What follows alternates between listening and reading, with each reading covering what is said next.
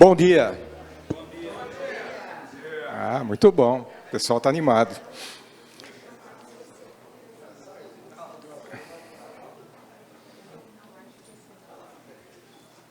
Ó, Marta, você esqueceu, tá? Vai ficar para mim.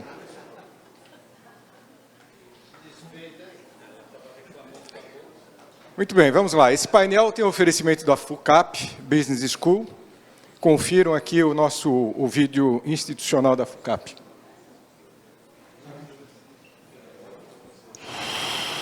Existem momentos que definem quem você vai se tornar. Grandes trajetórias não são feitas de atalhos. São construídas com esforço. Por quem se dedica 100%.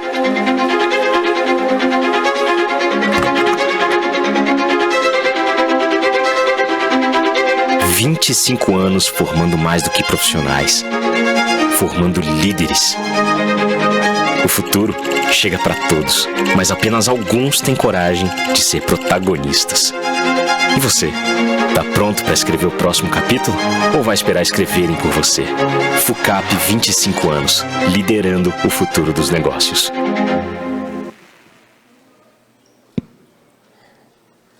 Ok, vamos seguir agora, com grande prazer, que eu anuncio aqui o nosso painel com os ganhadores do 40º Prêmio ANEFAC Profissional do Ano, que tem o tema de A Nova Era da Liderança. Em virtude do tema do nosso congresso Liderança Humanizada, contaremos com a presença dos vencedores do prêmio: Antônio Carlos Garcia, CFO da Embraer, Raul Correia da Silva, CEO da BDO, e Gisele Schneider, Head de Controladoria do Grupo Fleury, onde eles vão discutir, junto comigo, a liderança humanizada de forma prática e trazendo suas experiências e estratégias no dia a dia. Por favor, Antônio, Raul, Gisele.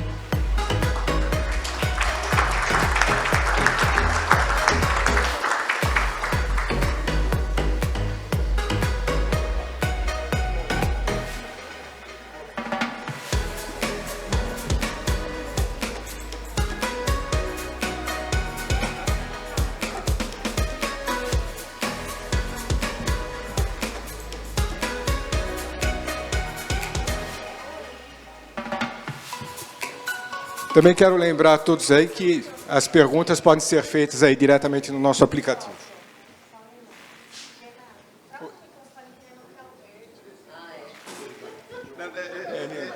Mas não é isso, ele prefere o pink. Isso, eu prefiro o pink. Obrigado. É que dá alergia.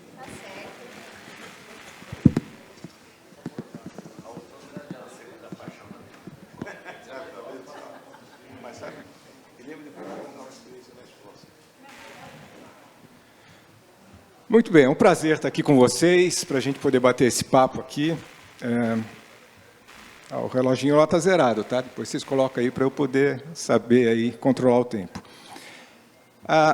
Nós estamos desde ontem aqui falando um pouco de liderança, os desafios do novo líder, o papel do novo líder, e que, no fundo, né, a gente fala, nosso tema do congresso aqui é uma liderança humanizada, porque às vezes as pessoas ficam com o sentimento de que hoje tudo pode ser substituído pela máquina, né? Isso daí, às vezes, pode refletir um certo entusiasmo e, ao mesmo tempo, um medo, né?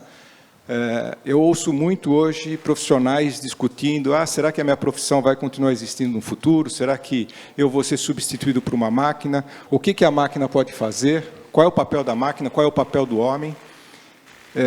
Certamente, a nova geração ela está muito mais envolvida e muito mais entusiasmada com isso, né?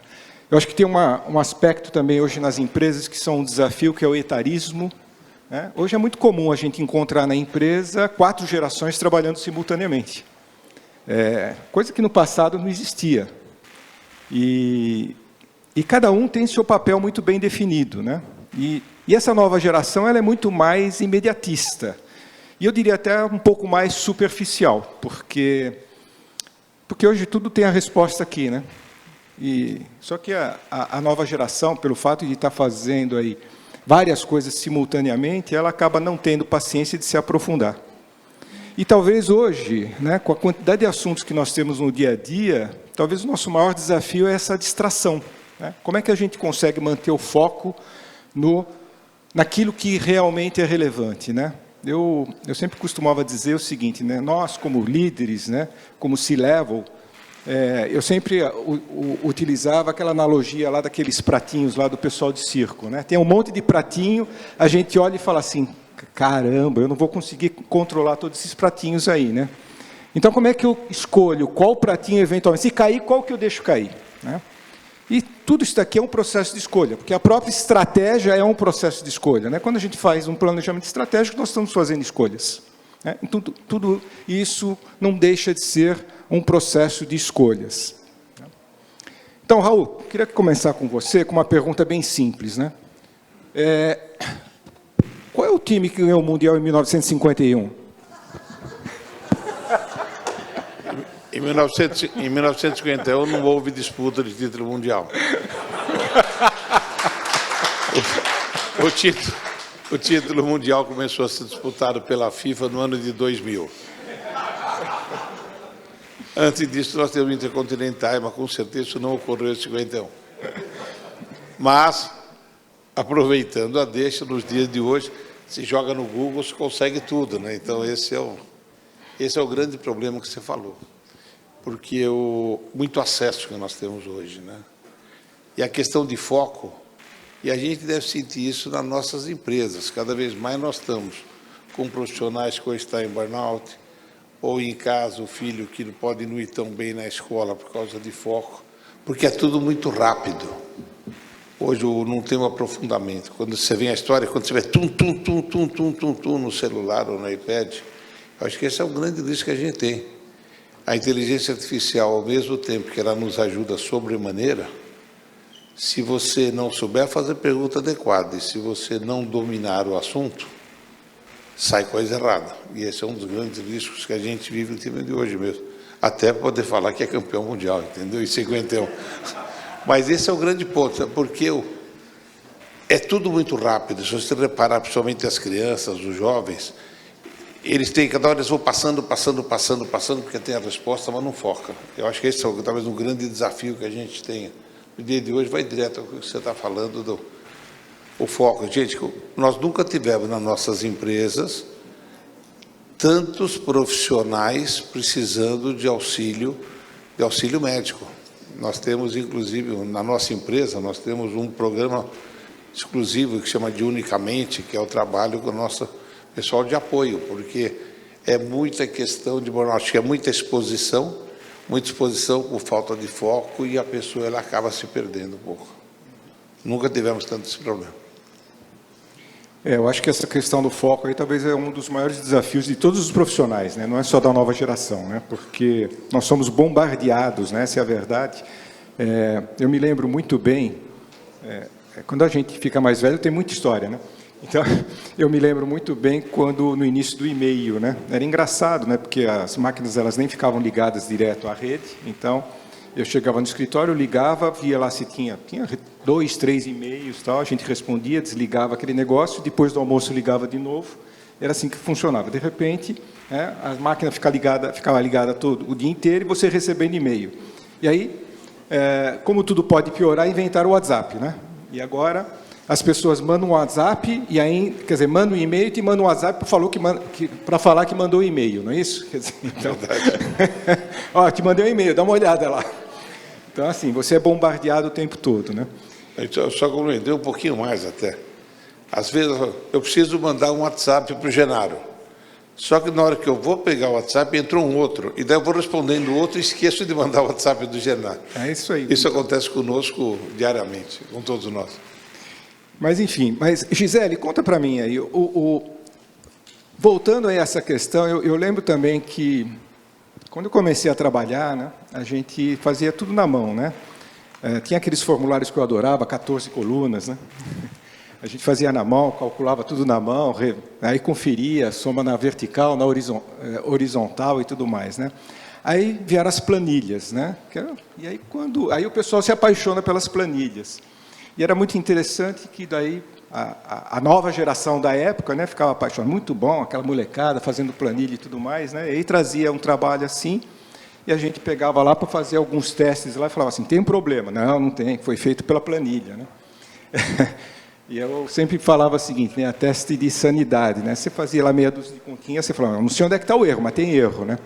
Só que hoje nós evoluímos da planilha, né? Aí a gente tem essas questões da digitalização, enfim, como é que a gente lida hoje, né, numa área tão complexa como é a controladoria, a contabilidade hoje?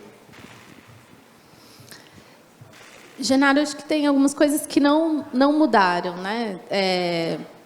Acho que falta muito senso crítico. Isso do teste de sanidade, né? Acho que a tecnologia vai avançando, como você mencionou, mas eu sinto muita falta ainda do senso crítico das pessoas, né? A gente já teve casos, por exemplo, de identificar algum erro e a pessoa falar, mas isso foi automatização.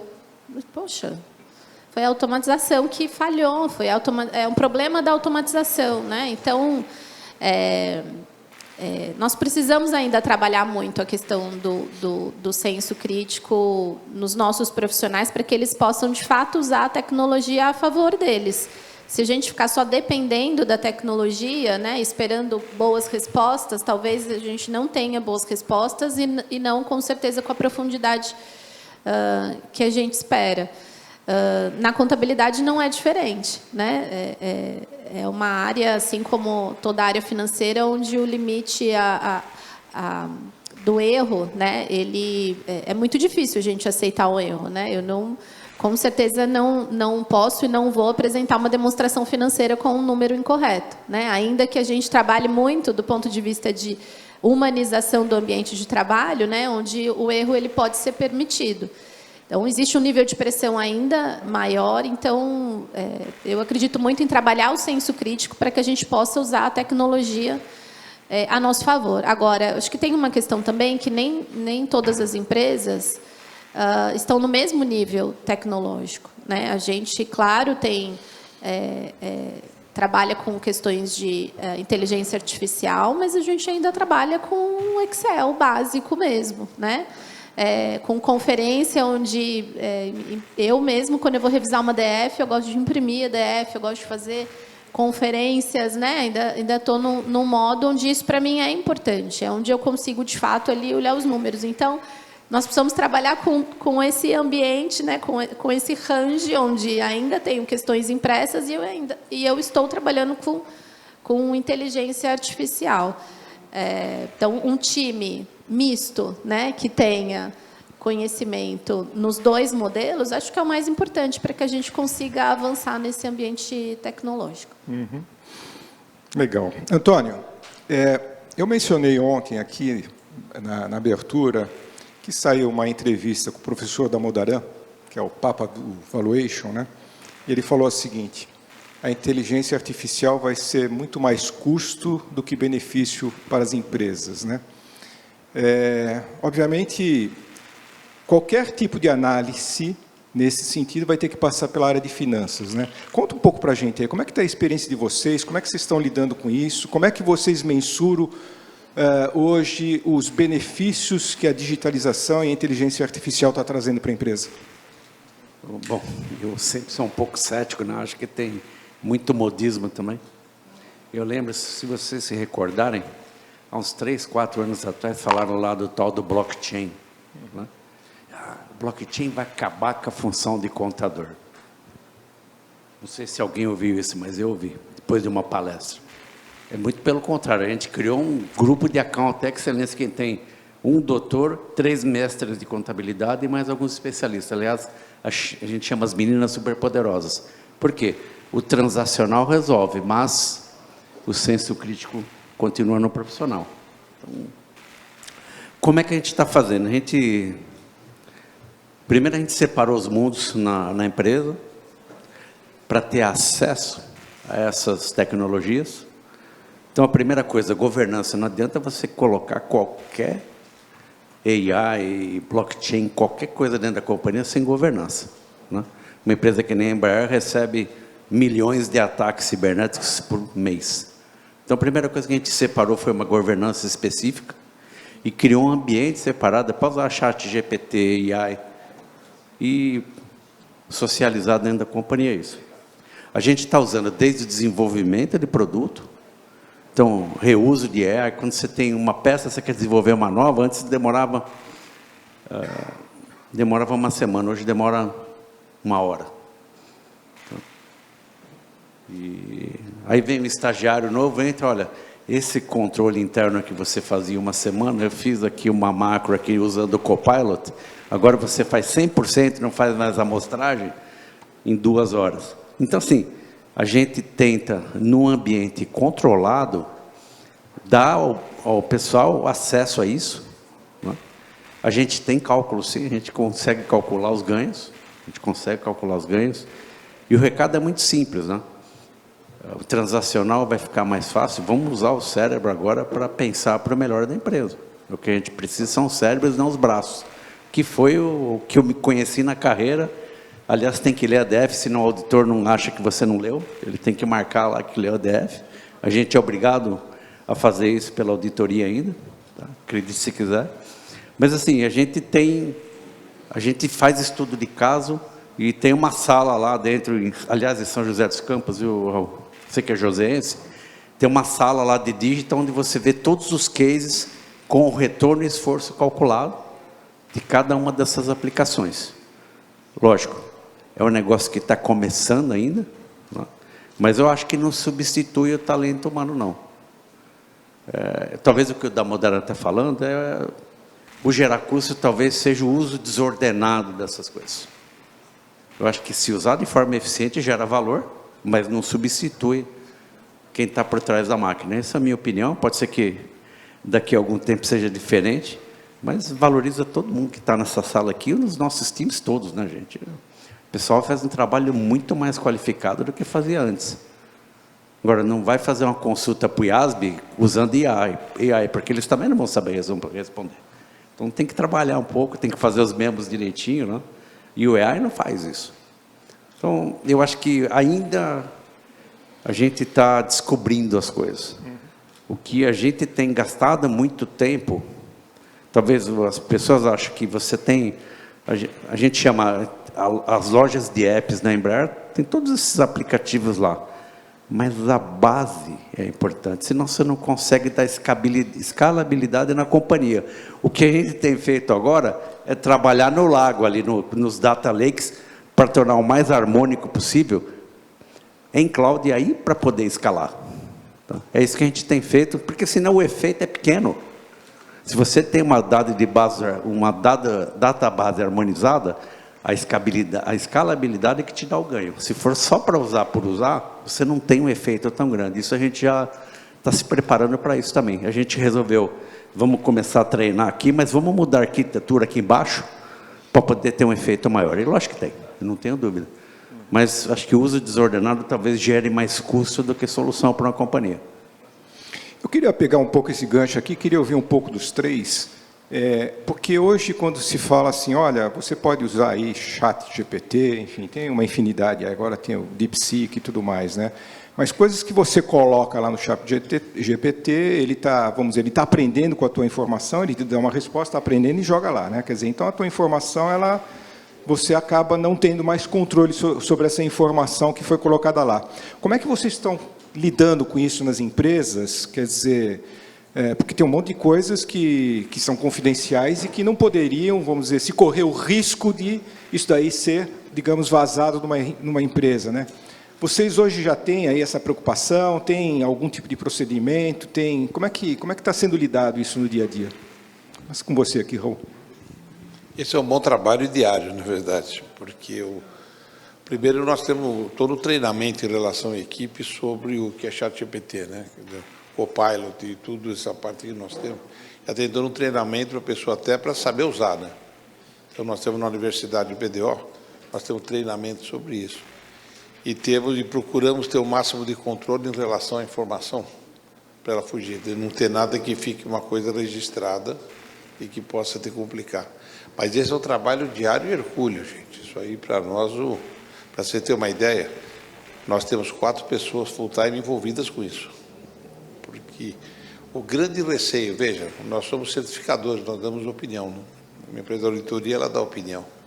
Então, se você corre o risco de, por facilidade, bem rapidinho a resposta, né? Quer dizer, qualquer alimentação que você dê errado, você recebe o retorno errado.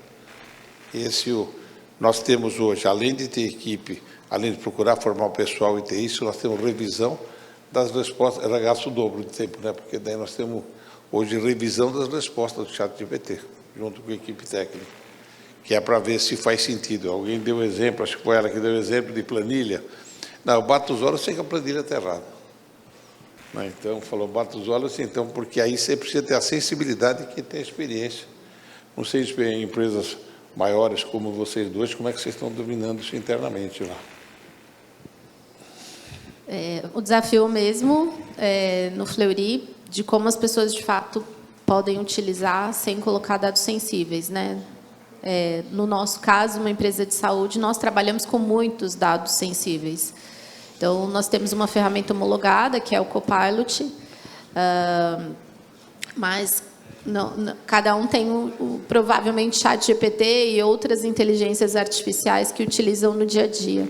Então, nós temos uma política de como utilizar a inteligência artificial, mas segurança da informação é uma preocupação, né? Vocês todos sabem, mas já passamos por 2 ataques cibernéticos, então a gente precisa tomar muito cuidado, né, com o que a gente deixa de portas abertas e com o que a gente compartilha dentro de inteligência artificial. Agora, somos uma companhia de 20 mil colaboradores, então acho que o grande desafio é esse, né?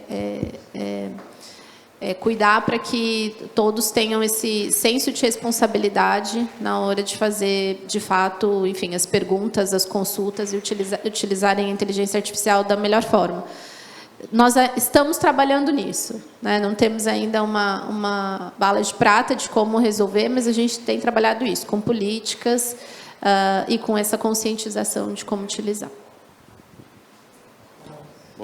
No nosso caso, como eu falei, a gente criou um ambiente controlado, criou uma governança. E por que a gente criou a governança? Vamos pegar um pouquinho, alguns anos atrás, quiseram os RPAs, os robozinhos lá fazendo operação repetitiva. Não tinha governança. Como é que você audita isso? Como é que você garante que está certo?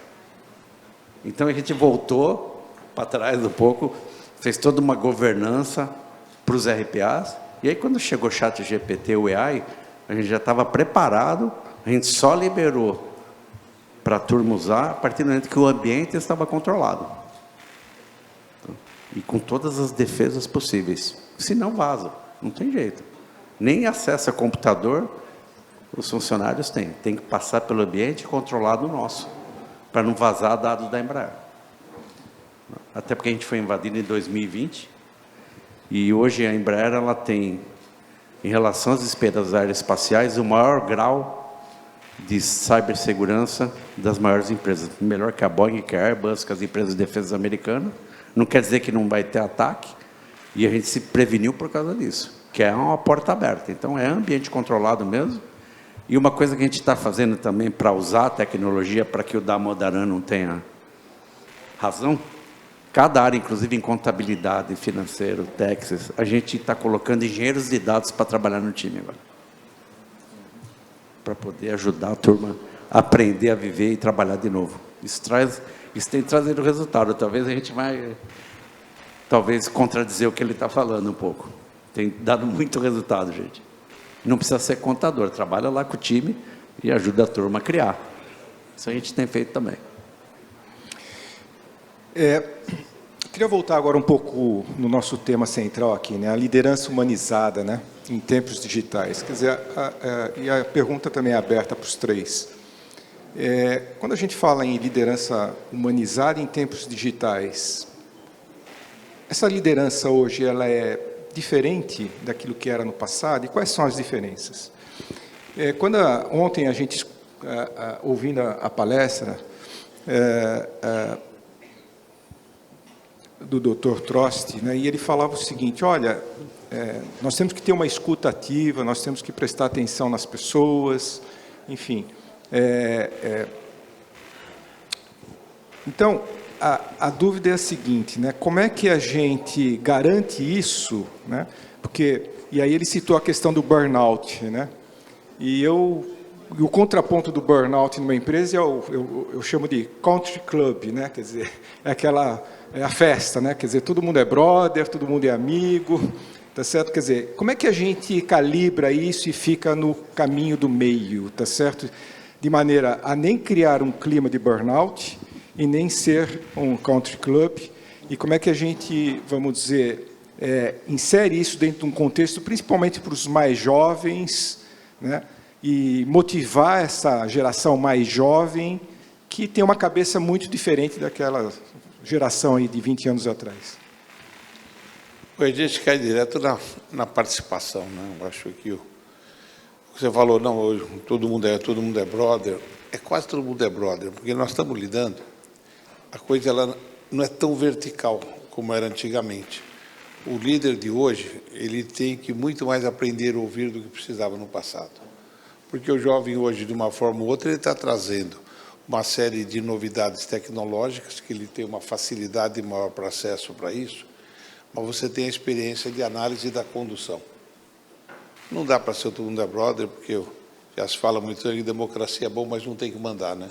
Então não tem jeito. Esse papel de coordenador, o líder precisa fazer. O líder hoje ele precisa ouvir muito mais do que precisava no passado. Antigamente era mais, essa fórmula dá certo, vamos por ela e pronto. Hoje não. Porque pode ser que aquela fórmula que para a gente sempre dava certo, hoje tem uma outra oportunidade. Então hoje o líder precisa ouvir mais. Hoje você tem que ser muito mais simpático. Você tem que, para trazer a equipe junto com você, ela tem que sentir exatamente que você está preocupado e interessado nela. Ela vai poder trazer o que ela está trazendo e te ouvir e poder dividir. Aí é assim como eu estou sentindo e vivendo, porque o mundo é muito rápido mesmo. Quer dizer, você puxou a palavra de burnout, agora há pouco eu falava uma coisa similar. Quer dizer, para você conviver com isso tudo, é todo mundo participando. E essa é a forma, é isso como eu estou enxergando os momentos nossos, porque nós precisamos. O jovem está trazendo as novidades mais rápido do que traziam anteriormente, e sempre trouxeram, o jovem sempre trouxe. Mas nós temos que ter a forma de ouvir. Hoje você tem que ter muito mais paciência de ouvir para poder analisar e tomar decisão conjunta. É assim como eu estou enxergando. Não sei meus colegas do... Para mim, funcionou muito a mentoria reversa. Então, eu ouvi isso há alguns anos e eu fui procurar entender como no meu dia a dia eu conseguiria fazer isso. Então, eu tenho 3 grandes grupos dentro da empresa, onde eu tenho muito mais contato com pessoas mais jovens e pessoas diversas, onde eu aprendo muito do mundo deles, participando desse ambiente deles. Então, isso me fez abrir muito a mente para entender, óbvio, e conseguir levar isso também para o meu time. Então, dentro do meu time de 74 pessoas, eu tenho um time que é chamado de time do bem, que organiza momentos de integração. Então, estamos no ambiente de trabalho, mas falando de coisas diferentes, com discussões diferentes. Então, não estou falando sobre área tributária, não estou falando sobre controles internos, a gente está falando de integração, do dia a dia deles, de quais são as questões que eles têm. Eu tenho um time de Accounting Tax Transformation, que foi um time dedicado, um time dedicado a projetos de busca de melhorias e automatização, que também me trazem muito um olhar de tecnologia. E o grupo de afinidade, que eu participo, onde também tem pessoas de todas as idades e com ideias muito diferentes. Então, isso me ajuda a ser melhor e a compreender muito mais as pessoas, para que eu possa fazer uma gestão melhor.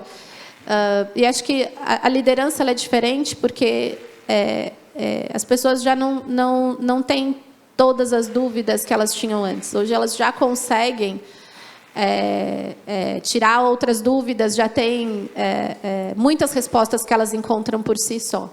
Então, o papel do gestor é, de fato, como o Raul mencionou, de coordenar, né, de como encaminhar essas pessoas para o resultado que a gente espera delas. Então, é isso que eu vejo muito de como a gente lida, né, com o ambiente atual.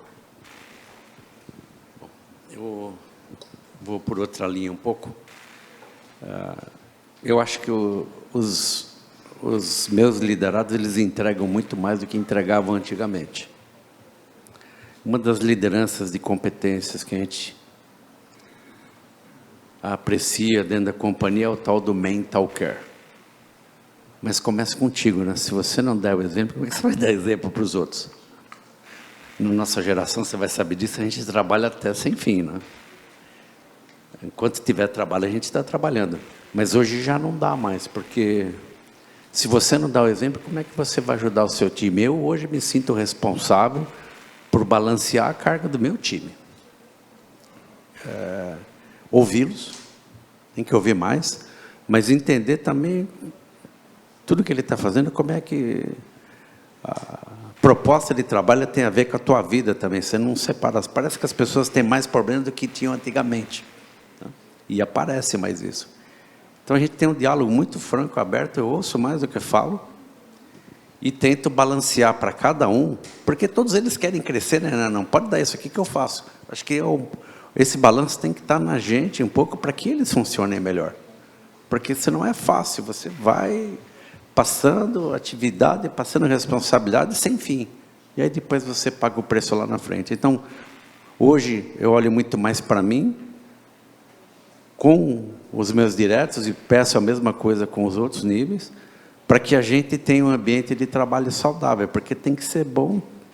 No propósito de trabalhar e ter uma vida feliz, acho que tem que bater dos dois lados, senão não tem sentido o trabalho. A gente discute muito isso e, às vezes, as pequenas coisas ajudam a descarregar um pouco, que são pequenas conquistas, celebrar sempre, né? Também falar quando não está bom, mas de forma que a gente consiga resolver os problemas. Eu faço isso, eu ouço muito quase todo dia. Mas não dá para fazer sem você ser o exemplo. As pessoas ainda olham para o líder da mesma forma que olhavam para o super-homem lá 40, 50 anos atrás. De uma outra forma, você continua sendo espelho. Pô, aquele cara lá, ele é bem sucedido, eu quero ser igual a ele. Mas como é que ele faz? Eu acho que a responsabilidade, ela aumentou mais do que diminuiu, da forma com que você age com o teu time, com que você leva eles para um outro nível, e tem que ouvir mais mesmo, não tem jeito, porque eles entregam mais do que entregavam antes. Tem uma pergunta aqui do Flávio Ribeiri, para o Raul aqui. Após o teu comentário, Raul, sobre a utilização de WhatsApp, como uniformizar processos de comunicação efetivo e garantir que todo o teor de uma mensagem / diretriz não seja parcialmente perdida? Pergunta muito boa, porque hoje é uma confusão desgraçada. Nós temos lá no escritório gente que não usa o WhatsApp, porque considera que o WhatsApp não é seguro. Então, só usa Signal. Mas tem gente que usa o e-mail. Tem gente que usa não sei o quê. Hoje é uma bagunça desgramada. Lá no escritório nós temos para falar com o grupo de liderança, o comitê executivo, nós usamos o Signal. E todo o resto usa o WhatsApp para tudo. Então, quer dizer, que seria um pouco mais sensível, a gente está usando o Signal, os outros. Mas hoje é confuso, porque você citou bem, né? Você recebe o WhatsApp. Ontem mesmo, eu recebi uns 3 disso. Nós estamos lá no clube, eles estão fechando o balanço, e mesmo eu não estando na parte financeira, eles perguntam uma opinião. Ontem eu recebi 3 WhatsApp falando, te mandei um e-mail. Eu recebi aqui mesmo. Então, você gasta mais tempo. Mas hoje é meio confuso, você perde a informação mesmo. Não sei como as empresas estão fazendo, porque é muita comunicação, você não sabe o que você recebeu e de como. O que nós estamos tentando fazer, o nosso oficial nosso de comunicação, ele é o e-mail. Usamos muito o Teams, né? O Teams, a gente usa o Teams direto hoje. Essa foi uma das coisas boas que a Covid nos trouxe, foi a utilização do Teams. Porque nós já tínhamos o Teams antes, no nosso caso, nós já usávamos o Teams há 2, 3 anos, mas não usávamos o Teams. Mas nos permitiu, quando veio o Covid, em uma semana estava todo mundo em casa trabalhando.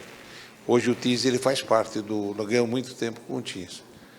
Mas a comunicação hoje, o WhatsApp ele funciona, não é como um lazer, né? Mas o que a mãe mais procura fazer é o e-mail oficial, mas você tem o Teams e quando são os grupos mais fechados, nós damos o Signal. Mas é uma confusão. Não é falar que é uma coisa tranquila, não.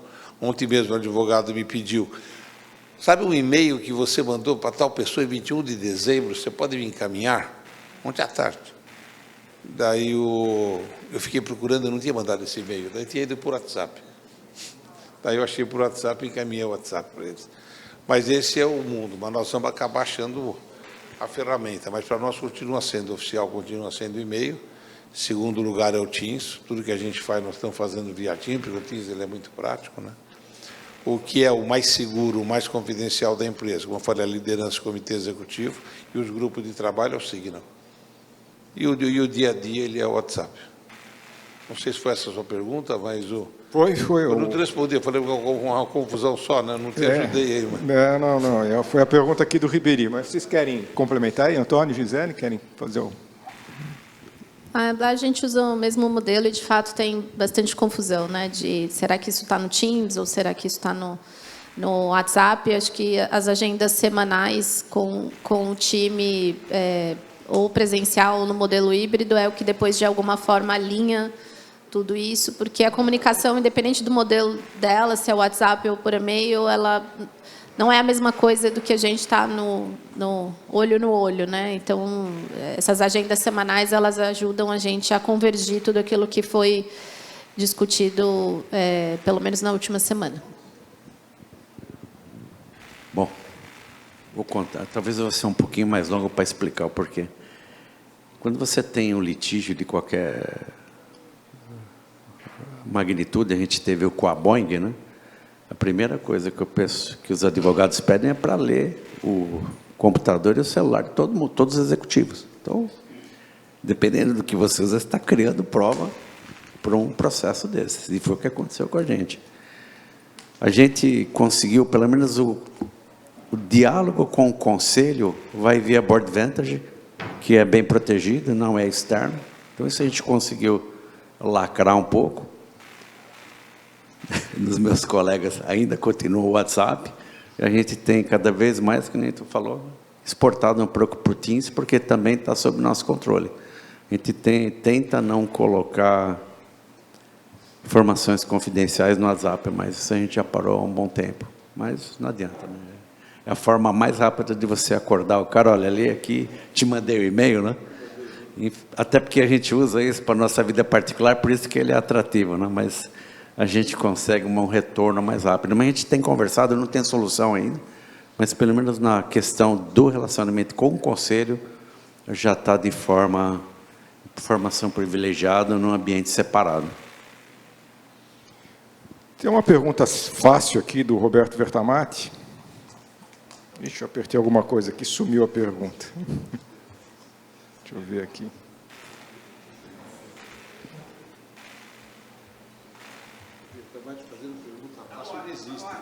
Pois é. E a pergunta é aberta aqui, para quem quiser responder aqui. Em sua opinião, qual ou quais os principais desafios a serem vencidos para o Brasil se tornar desenvolvido? Posso começar? Claro. Bom, eu acho que pelo menos o que a gente tenta mostrar na Embraer é que só porque o CEP é no Brasil, não quer dizer que a empresa é pior que as outras. Muito pelo contrário. Talvez no ano passado a gente foi a empresa aeroespacial mais eficiente no mundo. Então, assim, a nossa briga, e a gente briga lá com a Boeing e Airbus, que são os gorilas do mercado aí, a gente tenta mostrar que tem gente competente, capaz, tanto quanto até melhor do que os outros grandes. Europa, Estados Unidos. Eu acho que isso a gente faz sempre. E a gente é muito vocal nisso. E tem conseguido. Da mesma forma, não é só a Embraer, a própria Vega é muito melhor que a Embraer. Então, esse é um lado. O lado industrial, acho que hoje já não tem tanta diferença. Eu acho que a gente tem que trabalhar um pouco é a questão de governança e integridade. Principalmente quando a gente comunica com o mercado, né? Principalmente como a gente interage com o acionista, isso a gente tem que melhorar muito. Por exemplo, Aliás, já discuti com o presidente da CVM algumas vezes. Eu recebo ofício toda hora para responder para a CVM. Falei, pô, João Pedro, por que eu recebo tanto ofício? Falei, Antônio, a gente sabe que vocês fazem direito, mas o problema não são vocês. Então, assim, já está embutido isso. Vocês estavam falando no último painel aqui sobre isso, né? Eu acho que essa parte ainda, relacionamento com o mercado de capitais, integridade e compliance das demonstrações, a gente tem como melhorar ainda para ser mais desenvolvido e ser um mercado mais atrativo. Mas, pelo menos do ponto de vista industrial, eu acho que a gente é muito bem desenvolvido, é só ser mais vocal em relação a isso. Eu acho que seria a minha contribuição nesse caso.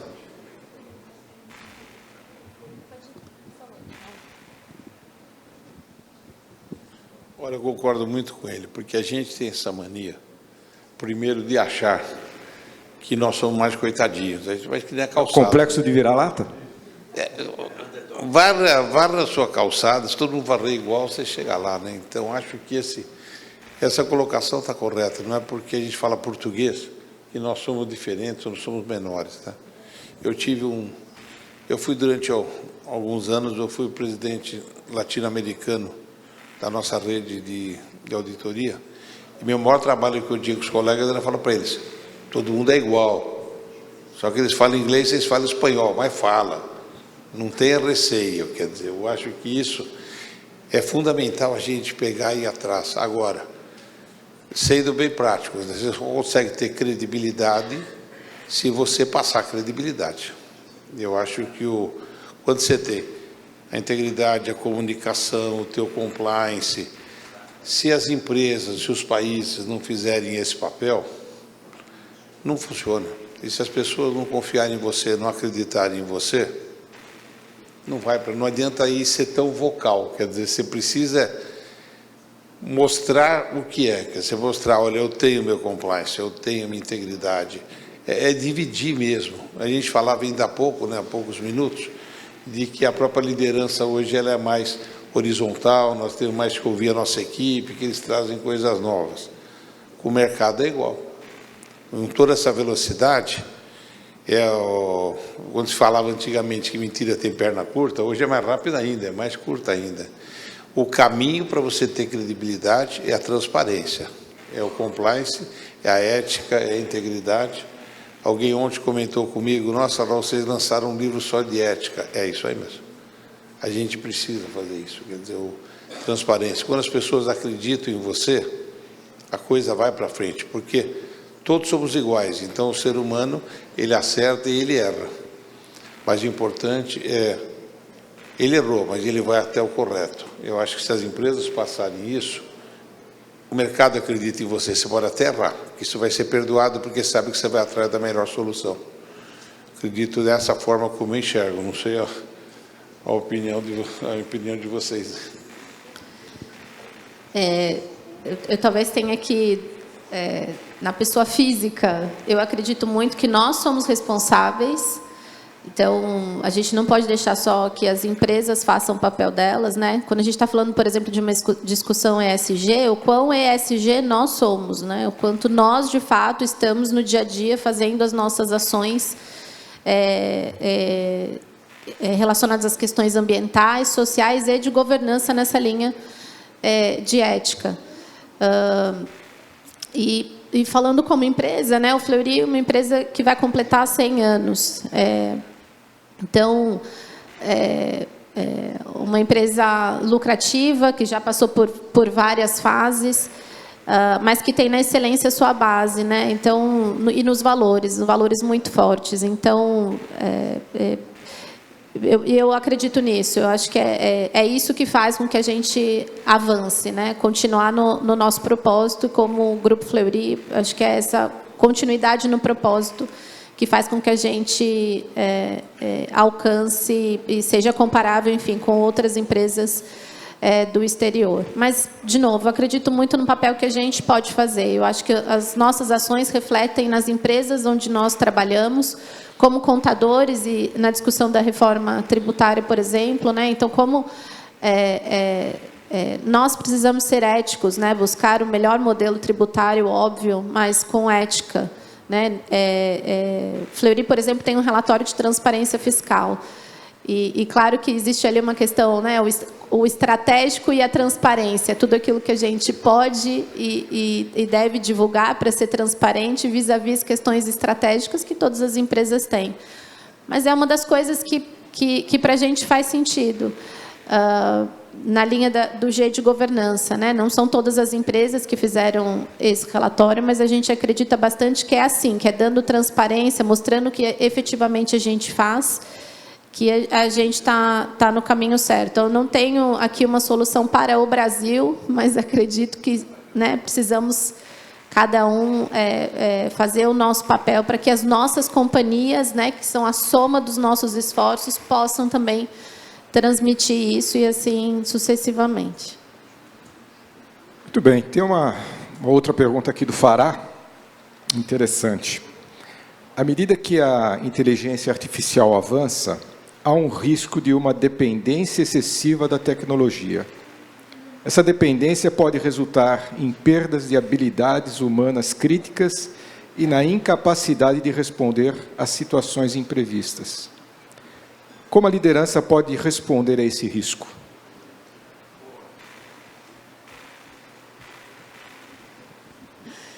Uau, Fará!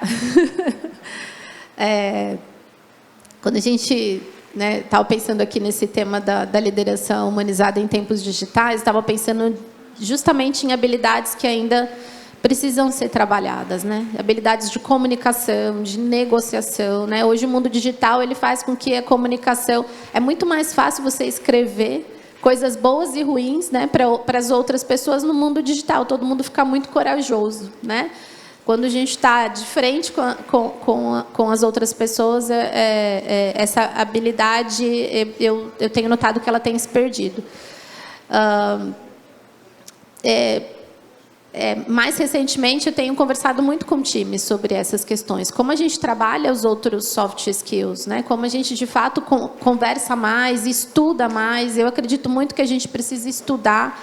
O líder precisa estudar e precisa passar isso para os seus liderados. Mas, para mim, 99% dos desafios pessoais e profissionais seriam resolvidos com uma boa comunicação. Então, proporcionar momentos onde a gente consiga se comunicar, expressar, discutir, é a forma como eu tenho lidado com esse desafio. Eu acho que a gente já perdeu um pouco, né? Que é difícil alguém hoje, jovem, fazer um bom texto. Não é mesmo que curte se comunicar em português direito, né? Mais a língua coloquial do chat e coisas do tipo, né? Isso a gente já perdeu um pouco. E eu acho que isso não volta, a gente vai ter que se adaptar. Olha, eu concordo um pouquinho com a Gisele. O que a gente tem lá, a gente faz. Comitê de gestão contábil, comitê de gestão tributária, comitê de gestão financeira, para debater conhecimento. É a forma que a gente faz. Aliás, tudo muito bem documentado, muito bem preparado. É a forma que a gente faz para gerar o conhecimento e não deixar que isso perca. É o que a gente tem feito de... Aí vem uma boa ideia, se torna política, vai para o conselho aprova e vida que segue. É o que a gente tem feito. Talvez lembrar hoje, só para dar um exemplo, né? A gente estava falando ali o Charles gosta bastante desse tema, como você comunica com o mercado.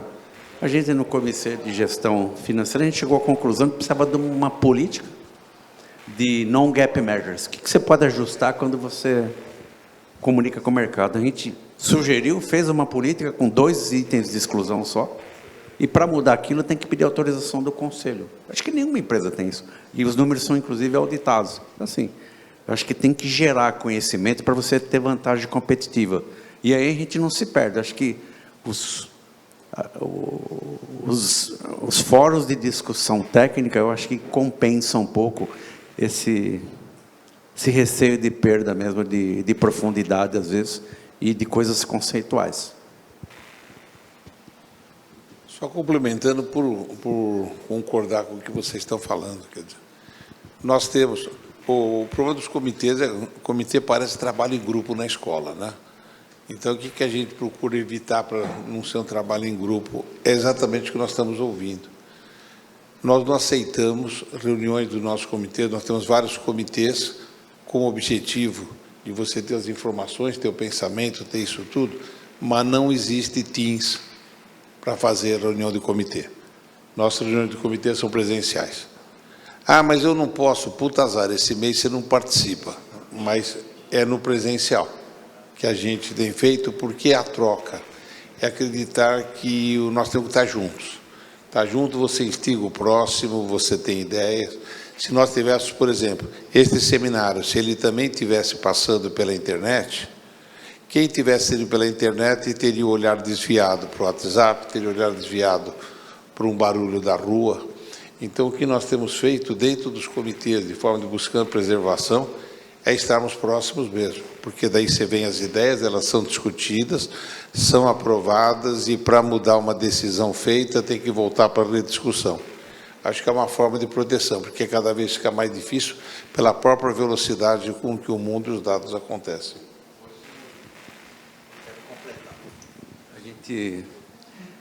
A nossa empresa, a gente trabalha muito no conceito Lean e de melhoria contínua, né? Acho que, conectando com o que o Raul falou, a gente não resolve nada sem fazer o Gemba. O Gemba, o que é? É ir lá na fábrica e ver o que está acontecendo.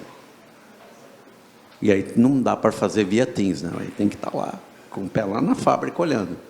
Então, a gente faz muito isso, que é uma forma de contra-atacar um pouco toda essa tecnologia, porque aí você vai lá no chão de fábrica, ou vai lá na engenharia e discute o tema, do que simplesmente deixar as ferramentas digitais resolverem o tema. Isso a gente faz bastante, que continuo dizendo, garante vantagem competitiva para a nossa companhia. Vou aproveitar, então, o gancho do que vocês estão abordando aqui e emendar com a pergunta do Davi Calas, que é como as empresas de vocês estão tratando a questão do home office e qual a visão de vocês? Eu começo nessa. Não tem escritório para voltar. Foi aqui no Brasil. A gente tinha um modelo 2x3. 2 no escritório e 3 em casa. Só que boa parte das áreas não vinham nem um dia. Olha só, aí agora a gente instituiu 4x1. O pessoal reagiu muito mal, falou com o sindicato, tudo, a gente voltou por 3x2 e começa a partir de janeiro. Mas não tem escritório. Tá bom, vamos lá ver. Passamos lá 2 dias andando nos escritórios. Tem. Mas é muito apertado, não tem problema, a gente abre. Então, assim, desde a Covid o pessoal se acostumou, e na Embraer já era antes ainda. Se acostumou, mudou sua vida, né? Longe do escritório, e aí para voltar está sendo muito difícil. Muita resistência de algumas áreas. Por sorte, nas minhas não, que eu já venho falando isso há mais de um ano e meio. Olha, vocês vão voltar, vocês vão voltar. Eu venho todo dia aqui, eu quero ver vocês também. E está sendo um pouco traumático, assim, eu estou conhecendo um pouco coisas que eu não conhecia depois de 5 anos de empresa. Mas acho que devagarzinho a gente está conseguindo sensibilizar a turma. E não tem jeito, né? Não dá para ser... São José não é tão grande assim como parece. Às vezes você está lá 9, 10 horas da manhã, você vê um funcionário seu ali mexendo no jardim lá. Não deveria estar trabalhando? Está fazendo o quê? Então, para a gente a conversa está um pouco traumática, ainda nós estamos ainda nesse meio aí, e a gente foi lá na fábrica, olhou todos os prédios, todas as localidades, e vamos fazer. Estamos planejando, o sindicato aparentemente ficou mais quieto agora, e ninguém mais para na porta, mas é pessoal administrativo, tá? Então, assim, o que mais me incomoda em tudo isso, né, como nasci, cresci, vivi numa fábrica, o pessoal que monta avião não tem esse luxo de trabalhar de casa. Então, acho que chega a ser até falta de respeito, né? Com a turma que está lá produzindo, eu ter esse luxo. Por quê? Né? Então, a gente está nesse processo agora, voltamos agora a partir de janeiro, no 3x2, eu ainda prefiro o 4x1, mas acho que a gente tentou uma solução de contorno aí. Fora do Brasil, ou é 5 ou é 4x1. Nossa parte só está meio suspeito, né? Que vocês me ouvem todo ano falando a mesma coisa, né? Mas nós estamos hoje no 4x1. Eu não acredito que em casa você faça alguma coisa. Eu faço híbrido 4x1 mesmo. Essa história que não tem espaço é uma desculpa, que ele falou, sai andando pela fábrica, você tem. Você está em casa, é levar o lixo para fora, é o cachorro tem que fazer xixi, gente, é o telefone que toca, é o barulho da rua. E nós temos uma responsabilidade, e toda esta sala, hein? Nós temos uma responsabilidade muito grande, só tem líderes aqui. E nós temos que tomar conta de quem está embaixo da gente. Você só consegue tomar conta de quem está embaixo da gente se tiver com você. Isso vale para filho, vale para profissional, vale para qualquer um. Nós temos uma responsabilidade de formar as pessoas. Isso é cada um dos que estão aqui, nós somos líderes, é a nossa responsabilidade. Não dá para a gente achar que, não, porque isso... Não funciona, gente, porque quantas coisas nós aprendemos aqui por estarmos juntos. Quantas nós tivemos oportunidades. A Verinha ontem à noite comentou comigo, nossa, gostei das moças que estão do seminário, que ela conversou com muitas pessoas, gostei das moças daqui. É isso mesmo, porque a gente está se vendo. Se tivesse um congresso pela internet só com os homens, ou com algumas mulheres, não teria a mesma coisa. Eu acho que é isso que faz uma empresa crescer. Você tem que ter qual o propósito da empresa, é isso, tem que desenvolver as pessoas, ajudar seus clientes a fazer o crescimento, tem que estar junto. Nós estamos no 4x1, é gostoso falar, não, fica todo mundo em casa, lógico. Num primeiro momento, o EBITDA sobe, você gasta menos dinheiro, sobra mais caixa, é bem gostoso. E daqui a 5 anos? Acabou a cultura da tua empresa, teus funcionários não estão treinados, quem vai te substituir?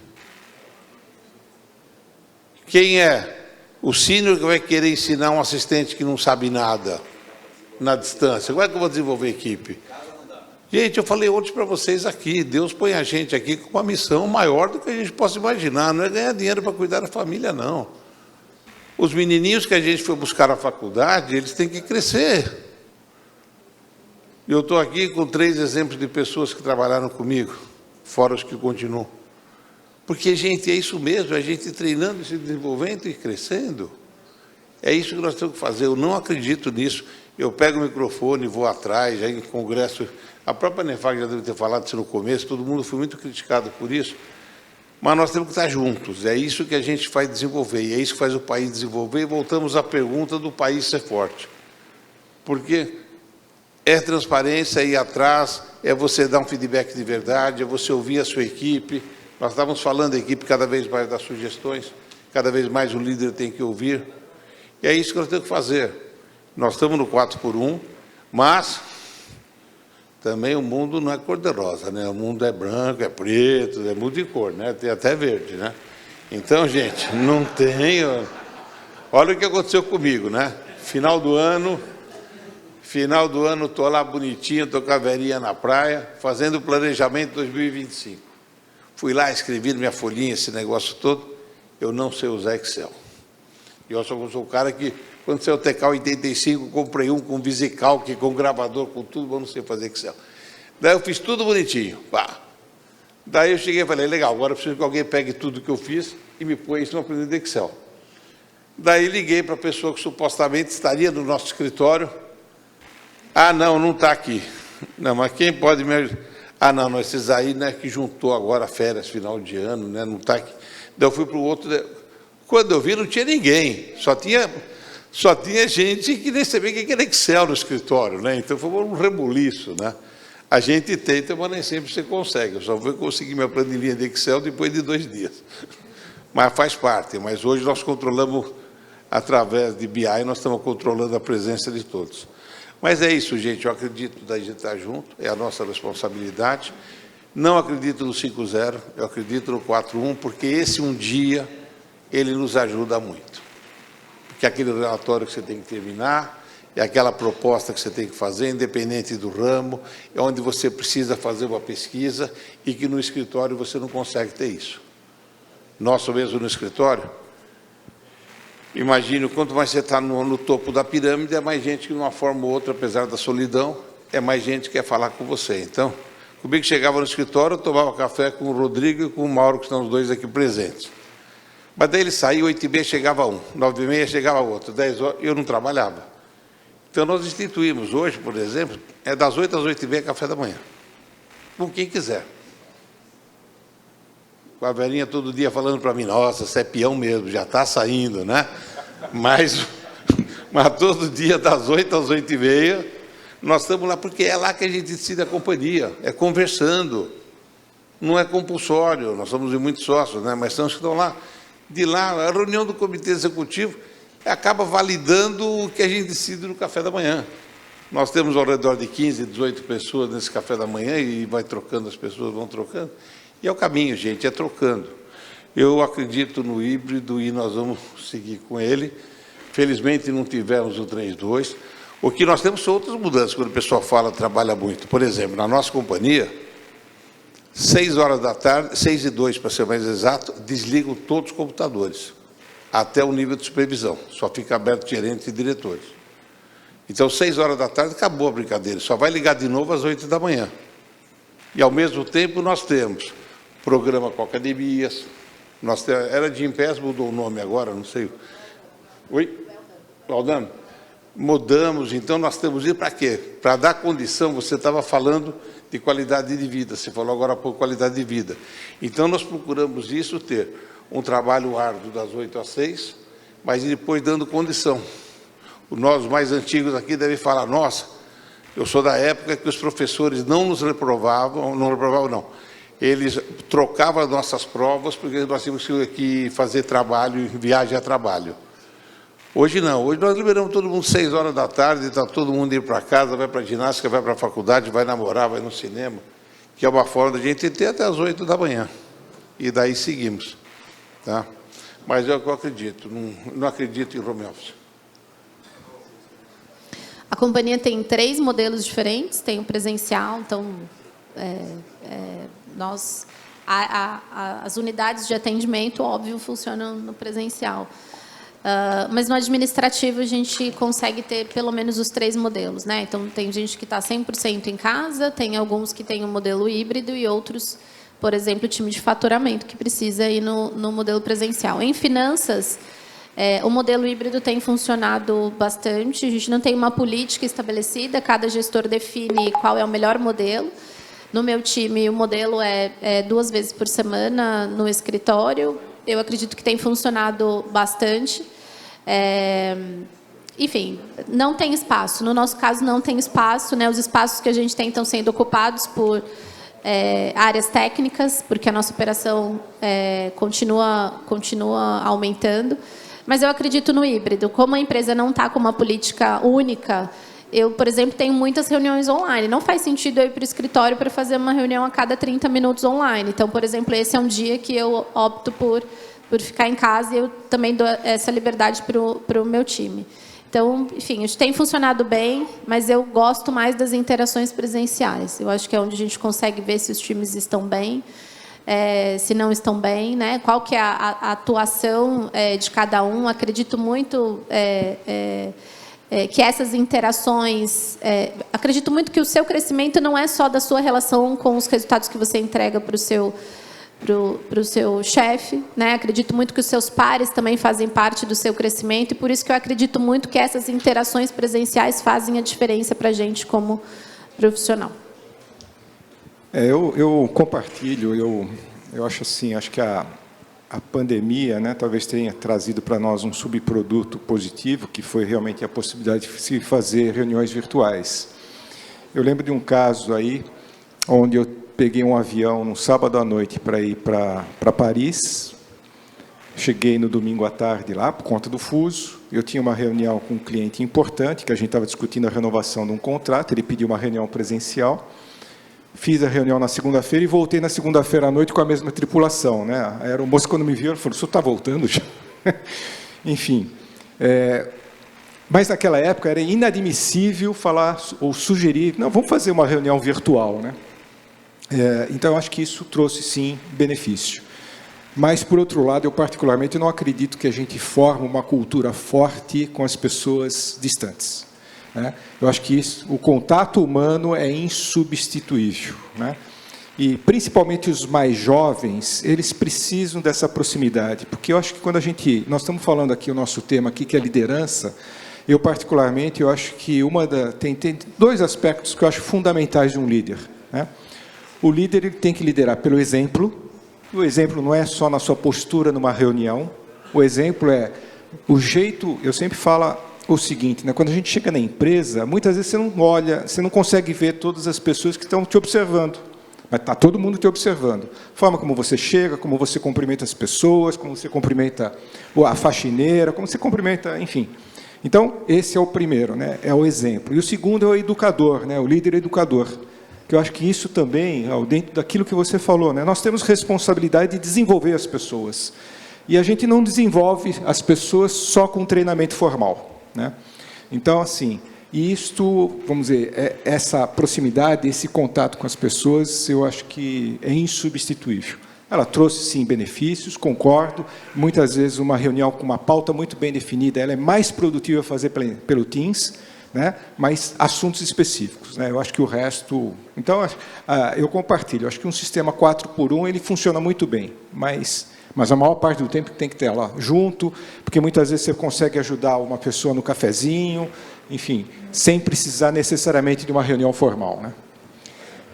Mas é isso, a gente está chegando no final. Eu queria passar aí, nós vamos estourar aqui 2 minutinhos, só para fazer as considerações finais de vocês três aí, 1 minutinho para cada um, para vocês poderem fazer as suas considerações finais.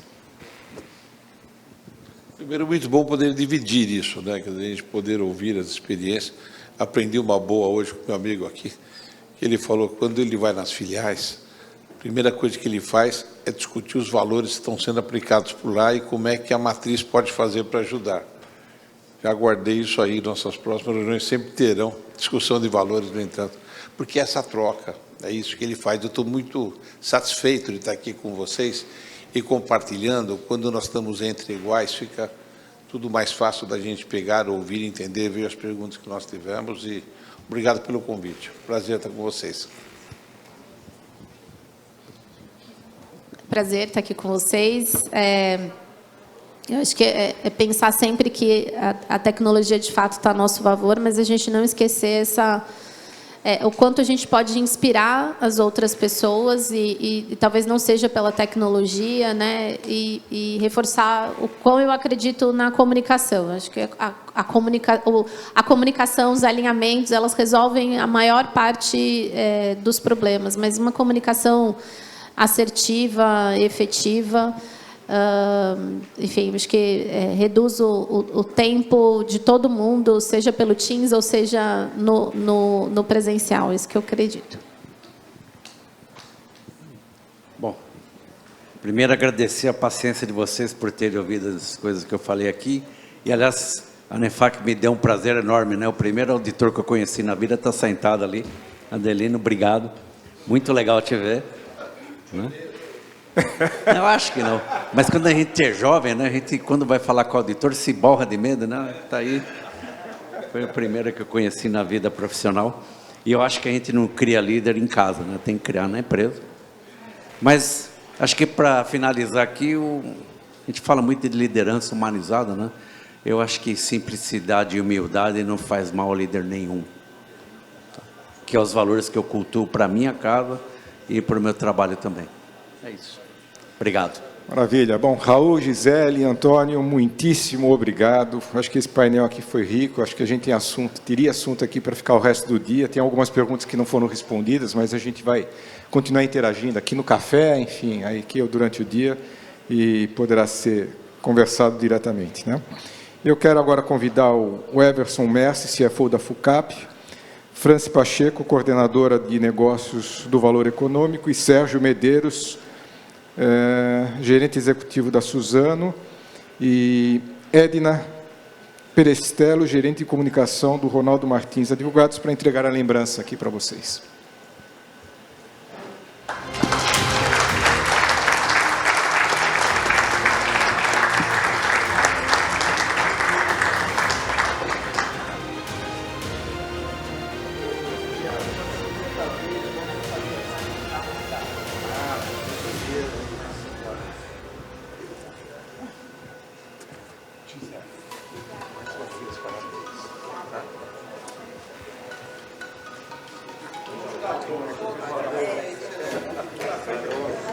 só fazer uma...